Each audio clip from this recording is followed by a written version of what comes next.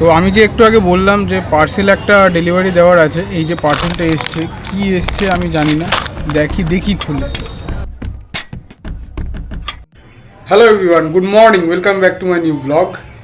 তো সকাল সকাল মোটামুটি ঘুম থেকে উঠেছি, সকাল আর এখন নেই, 11টা 11:30 বাজে।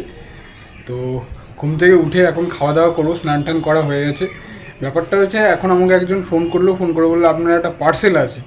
তো আমি তো কোনো পার্সেল অর্ডার করিনি এখনও পর্যন্ত, জানি না কি পার্সেল আসবে না আসবে। আমাকে বলছি ক্যাশ অন ডেলিভারি করা আছে, ক্যাশ অন ডেলিভারি বলছি, পেমেন্ট করা আছে, তো ওটা আমি আসছি এক্ষুনি। বললাম ঠিক আছে আসুন, কি আসবে আমি জানি না। আমি তো যা অর্ডার করেছিলাম অ্যামাজন থেকে, আর আমি অ্যামাজন থেকে জেনারেলি খুব একটা বেশি অর্ডার করি না, কারণ অ্যামাজনে একটু প্রবলেম হয়। তো সেই জন্যই অ্যামাজন থেকে আমি অর্ডার করিও নি, আর যেটা করেছিলাম সেটা আবার রিটার্ন করে দিয়েছি। তো জানি না কি আসবে, তো দেখা যাক, আগে খাওয়া দাওয়া করি, যখন ফোন করবে আমি নিচে গিয়ে আপনাদের দেখাবো কি এসছে। এখন খাবো হচ্ছে রুটি আর বেগুন ভাজা। কোথায়? এই যে রুটি আর এই যে বেগুন ভাজা।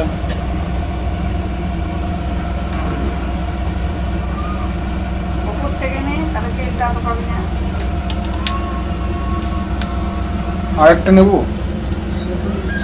আর লাগবে না। এবার এটা খাওয়া দাওয়া করবো। ব্যাপারটা হচ্ছে এই যে বেগুনের মধ্যে একটু চাট মশলা ছড়িয়ে নিলে না দারুণ লাগে খেতে রুটি দিয়ে। এটা এখন আমি চাট মশলা ছড়িয়ে নিয়েছি, এই যে চাট মশলা। এবারে খাবো এটা, দেখি কেমন লাগে, তাই তো।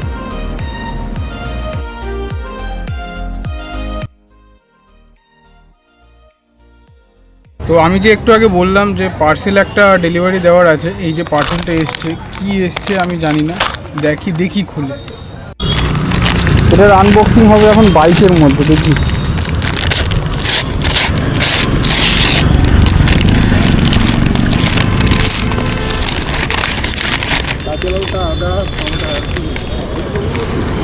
এইটা দিয়েছে, কী করবো আমি এটা নিয়ে?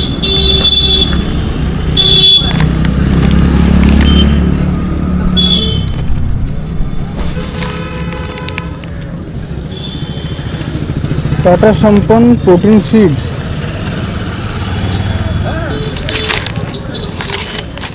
কি অর্ডার দিল এটা আমার নামে? তাহলে অর্ডার এসছে এই জিনিসটা, আমি এটা কোনো সময় অর্ডারই করিনি, কিন্তু চলে এসছে। যাই হোক, এসছে ভালো কথা, ইউজ করে নেব। যদি ডেট আছে কি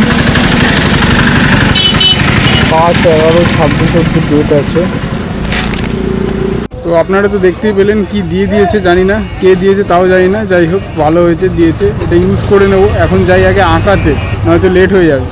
চলে এসেছি এখন আমি আঁকাতে, আমার এই রুম্পাদি দেওয়ানের বাড়িতে, মানে যার কাছে আমি ছোটোবেলায় পড়তাম, তার ছেলেকেই আঁকাচ্ছি।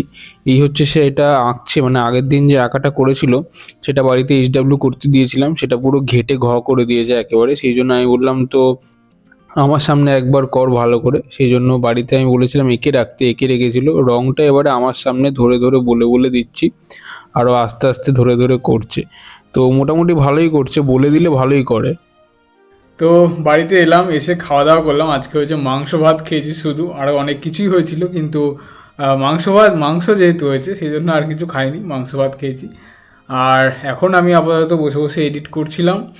আর তারপরে আমি এখন কি করব, ওই দোকানের দিকে যাব, একটু বাদে বেরোবো, ভিডিওটা আপলোডে বসিয়ে দিয়ে দোকানের দিকে বেরিয়ে যাব। তো এই হচ্ছে আপাতত আমার আপলোডে বলতে এই ভিডিও হয়ে গেছে, এক্সপোর্টে বসিয়ে দিয়েছি, তো এক্সপোর্ট হচ্ছে এখন।